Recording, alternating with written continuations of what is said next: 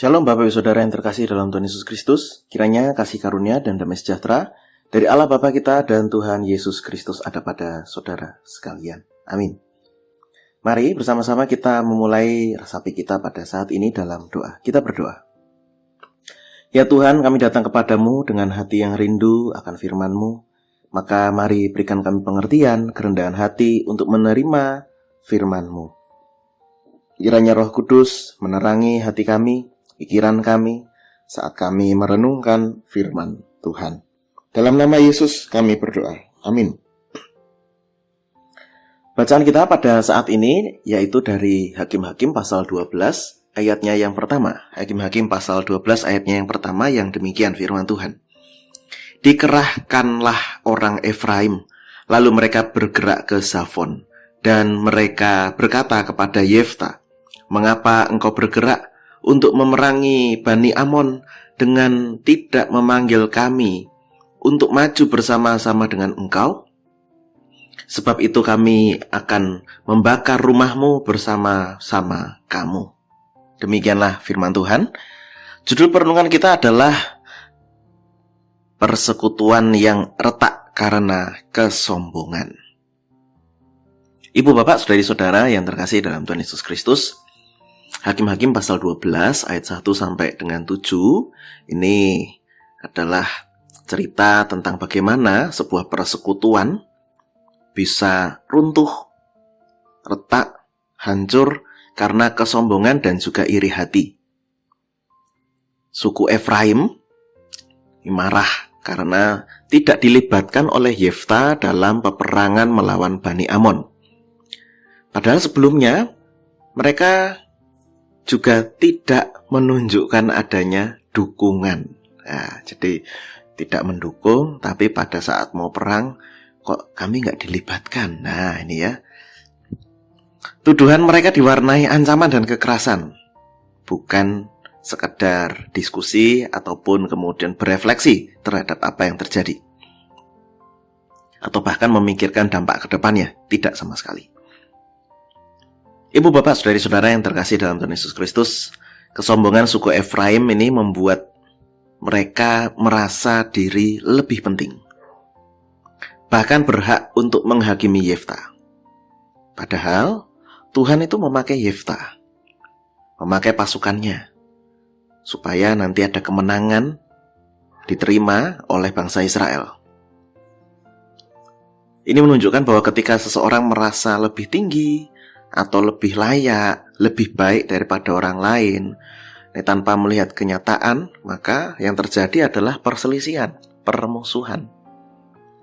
Ibu bapak, saudari-saudara yang terkasih dalam Tuhan Yesus Kristus, dalam kehidupan bergereja, dalam kehidupan sehari-hari, sikap sombong bisa saja muncul.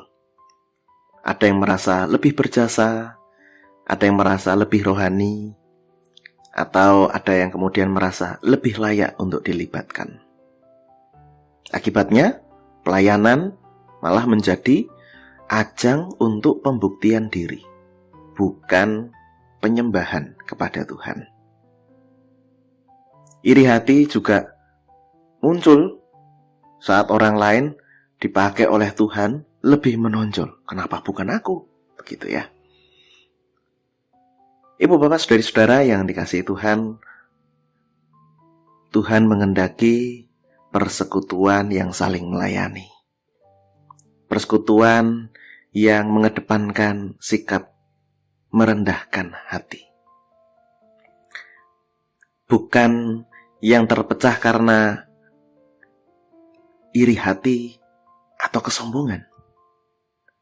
Belajar dari kisah ini bukan kisah yang baik, relasi antara Yefta dan Efraim, tapi dari kisah yang tidak baik ini kemudian kita bisa belajar bahwa kesombongan, iri hati atau kecemburuan adalah benih perpecahan yang harus dicabut dari hati kita. Ibu bapak, saudari-saudara yang terkasih dalam Tuhan Yesus Kristus, mari kita belajar untuk menghargai setiap peran, sekecil atau sebesar apapun itu. Menghormati setiap orang yang telah mengambil bagian menurut perannya masing-masing. Dengan sambil kita menjaga hati dari rasa iri, rasa sombong, terus bersyukur dan melayani dengan rendah hati. Persekutuan dalam tubuh Kristus bukan dibangun di atas kehebatan tiap-tiap orang,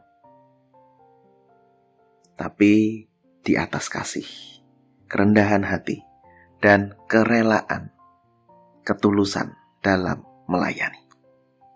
Maka mari kita menjaga persekutuan kita ini dengan hati yang bersih, dan kiranya Tuhan senantiasa memampukan kita. Amin. Kita berdoa.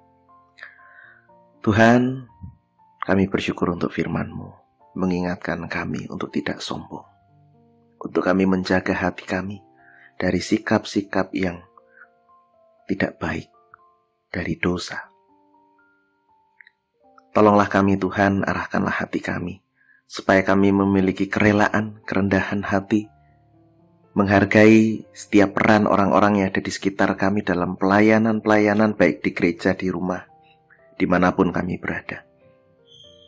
Sehingga persekutuan yang ada tetap terpelihara, tidak retak karena kesombongan, tetap dibangun, tetap kuat dan kokoh.